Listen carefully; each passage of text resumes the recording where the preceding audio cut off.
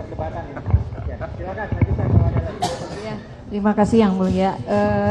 Saudara ahli, saya hanya menyimak tadi keterangan ahli bahwa atas adanya laporan seseorang, maka untuk menetapkan tersangka itu harus dilakukan pemanggilan.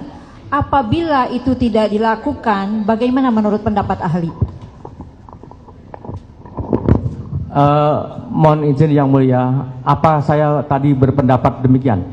Betul, ini saya catat. Saya catat. Enggak. Saya catat bahwa apabila ada laporan itu harus ada pemanggilan. Tapi jika pemanggilan itu tidak dilakukan, ini perkaranya ada laporan loh, ahli.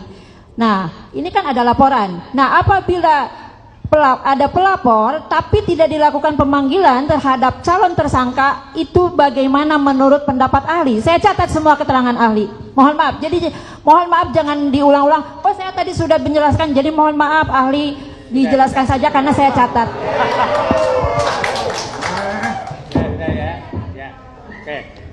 Yang mulia. Ulang lagi aja lah. Kadang-kadang kan kita ada waktunya, kita kadang-kadang menoleh atau apa, kadang-kadang kita. Silakan. Ya. Nah. Ini.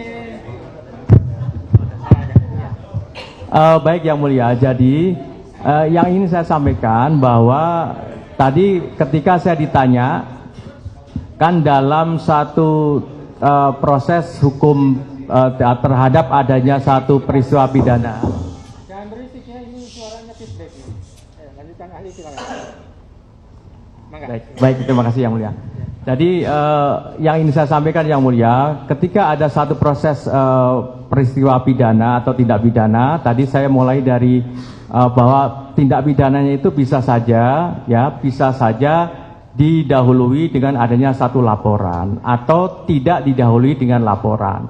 Nah, ketika kemudian ada satu tindak pidana yang kemudian ada kaitannya dengan satu peristiwa pidana sebelumnya yang sudah dilakukan proses hukum, ya, karena peristiwa pidananya itu dilakukan adanya satu delneming atau penyertaan tindak pidana di mana pelakunya lebih dari satu orang, maka proses hukumnya kan bisa saja tidak sekaligus.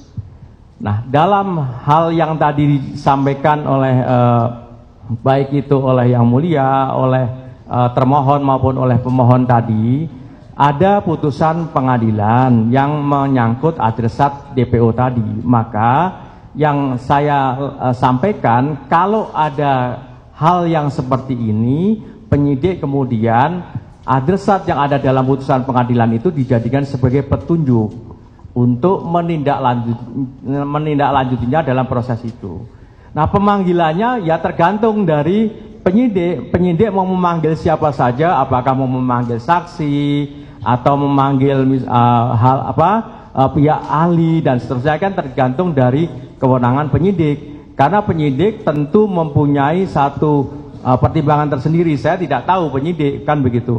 Yang paling penting tugas utama penyidik itu adalah mencari, menemukan alat buktinya itu tadi. Demikian Yang Mulia jawaban saya. Yang ingin saya tanyakan, sah tidak penetapan tersangkanya seperti itu ahli? Kalau tidak ada pemanggilan atas dasar adanya laporan. Baik, mohon izin Yang Mulia, tadi sudah saya sampaikan bahwa penetapan tersangka berdasarkan apa yang ada di dalam KUHP dan juga putusan MK itu, selama mendasarkan pada minimal 2 alat bukti, maka penetapan tersangkanya adalah sah secara hukum. Demikian Yang Mulia. Ya, itu pendapat ahli. Oke, satu lagi. Ini kan tadi ahli mengatakan bahwa DPO sebagai petunjuk. DPO dinyatakan tanggal 15 September 2016. Dasarnya untuk ditetapkan DPO itu harus ada penetapan tersangka. Tapi penetapan tersangka ditetapkan pada tanggal 21 Mei 2024. Apakah ini sah atau tidak? Menurut pendapat ahli bagaimana? Mohon izin Yang Mulia, selama penetapan seorang tersangka tadi mendasarkan minimal 2 alat bukti, maka sah secara hukum.